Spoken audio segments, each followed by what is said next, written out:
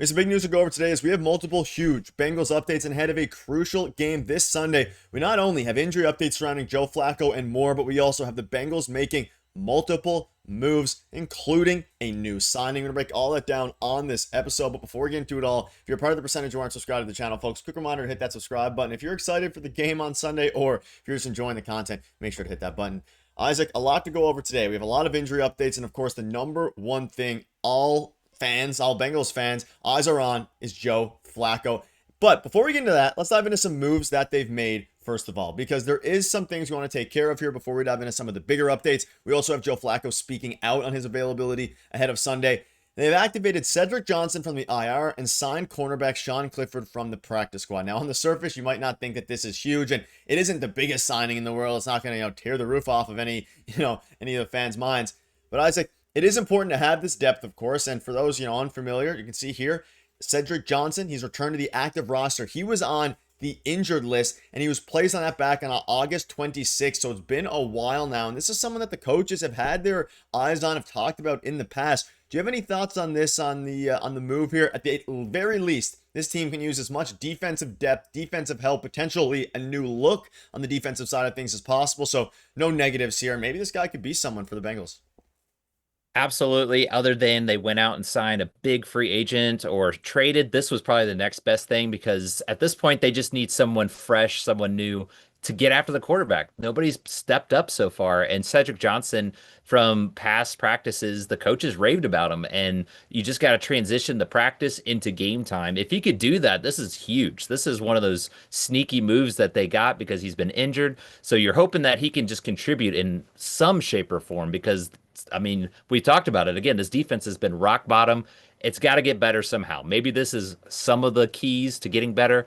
And then with Sean Clifford, he's just more of that depth because if Joe Flacco can't go, he is still questionable. Then if Browning goes down, you at least have a backup. I'm not sure who would be the third stringer because they only keep two quarterbacks typically on the roster. So it's just nice that, okay, we at least have a legit quarterback on the roster. Yeah, and obviously we were talking about it a couple videos ago. Who would be the guy if, of course, Jake Browning is, playing? Who would be the backup? It is going to be Sean Clifford. So let us know what your thoughts are on that. And yeah, I'm more excited for Cedric Johnson, something to keep an eye out on. It can't get worse defensively. So at least that's, I guess, a positive if you want to take it that way. But let's dive into some of the more positives that we have today. Now, I do have some comments on Ja'Marr Chase and things like that to dive into because it's been it feels like a very long week from last week to now. But Bengals quarterback Joe Flacco stopped short of saying he's definitely playing on Sunday, but did say that he's feeling good. He wanted to throw to see how it reacts and was left with a positive reaction. Now, you had a video on this earlier today. We finally have some, actual concrete quotes here. It seems like he's going to play, right? It's not 100% confirmed, but it seems at this point that he is preparing to play and is to do everything in his power to play. He said, I feel good. Listen, I've never really talked about injuries before, so I don't know what to say, but I feel good. So I want to get your thoughts on this. And of course, we know that Ja'Marr Chase recently came out and said that it looked like he wasn't injured at all the way he was throwing the football, which is obviously a positive sign.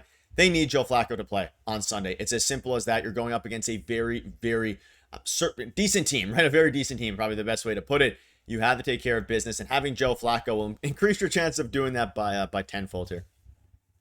Absolutely. This is a much tougher game than the Jets. They kind of squandered that opportunity with the Jets. So now they've got that tougher uphill battle. We saw that they had a players only meeting on Monday with the defense. So you're just hoping that as much as this is going to be a tougher obstacle, if you have Joe Flacco in there, I think they've got a chance. I'm still going to be optimistic about it. I know a lot of people want to go negative, and so far the Bengals going off of that Jets game, you're not giving a lot of optimism, but if they can just turn it around, if they can get back to having at least that high-powered offense because Joe Flacco is able to go, I think they've got a chance. If they go with Jake Browning, it's going to be a lot tougher. Unless he, again, surprises us, I don't know if they're giving up on Jake Browning completely, but you kind of have that idea that they're more confident with Joe Flacco at center. And again, if Ja'Marr Chase is saying it's like he isn't injured, that's the biggest quote right there to me that I have a lot of confidence he is going to play, but we'll see. Yeah, and the quote was, I feel good. He said Thursday's practice went well, and he should be good for Sunday. And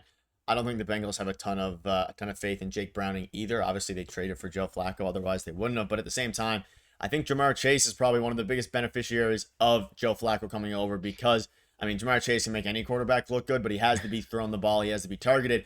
And he came out and he kind of revealed some interesting details about not just how his play has been, but the struggles in general. Now, he was one of the main culprits of, not culprits, but really calling out the defense and calling out the team following their loss. And he was right? And you can't really be upset with him when he's speeding facts there and speaking the truth. He said, "We fell off of a cliff of what we wanted to be, and now we have to climb back up." Now, I'm curious to see what your thoughts are. You can see here, I didn't even know he was injured for real, so this is obviously good. But I want to get your thoughts about it on, of course, this quote, but also the way that he handled the post-game press conference against the Jets, obviously calling out the defense a little bit. He did everything he could. He has his whole career to a degree here, and he's been the best player, borderline the best wide receiver in the NFL this year. He's been really, really good. They need the defense to step up for him, whether that be Trey Hendrickson, whether that be Logan Wilson. I don't think either of those guys are going to be playing Sunday. Maybe Trey Hendrickson will. It doesn't seem like Logan Wilson will, but a lot of these guys haven't stepped up. So to see Jamar Chase that it fell off a cliff and now they had to climb back up, that's exactly the truth. The cliff was the Jets game. You fell off of it, and now you have to fight your way back up against more difficult teams. But it's good to see him, I think, in better spirits here compared to, of course, where he was following the loss on Sunday. That's what I was thinking too. I mean, that's a great illustration thinking of going up a mountain. They were on a ski lift. They were getting pulled up because of that Jets game. It's like they just completely jumped off because that opportunity, it was you're still just in shock. How did they lose that game? That was a great opportunity to get back to 500. So him using that, as long as they are aware of it, because you sometimes hear players say all the right things, but it's one thing to say it, but to actually go out and do it. You hope that the locker room is coming together. That's the big concern that I've had with that players only meeting. You have guys that are requesting trades. Are they going to come together? Are they going to be like, yeah, we got our backs up against the wall. We should have won that game, but that's last week. This is the here and now. And Jamar Chase is kind of emerging as that leader. I mean, as much as, like you said, that those are things that you don't hear people talk about just being outspoken, but it wasn't wrong either. He was definitely calling out, like, this defense needs to step up at times. There's only so much the offense can do. 38 points. That's going to win you at least 9 out of 10 games. So nothing wrong with what he said, but I do love how he's become kind of that leader, that go-to person that speaks up. Yeah, at the end of the day, I don't think any fans have a problem with him speaking the truth, especially when it's been a Zach Taylor problem. It's been a Duke Tobin problem. We've had 3 players request trades. One of them already leave to a new team in the past week or two since that defensive players or the defensive only meeting for the players there and the staff. So the team's in, I don't want to say trouble. There's a bit of turmoil going on within the organization here, and it's going to be interesting to see what happens. Of course, Zach Taylor recently came out and spoke highly of Joe Flacco. He has been, or was, of course, the savior there for a little bit, and hopefully he can be ready to go. And something else to keep an eye out on before the game is the running game. How will that offensive line continue to shape up? Because it's been looked really, really good over the past few weeks, especially last week. Chase Brown coming off of arguably his best game of the season and definitely his best last 2 games of the year. See how they can keep that up. You're going up against, like you mentioned, a better team in the Bears, but hopefully they can play up to their opponent and above them rather than below and down to the level of the Jets like they did last week. But that'll wrap it up, folks. Thank you guys for watching. See you later.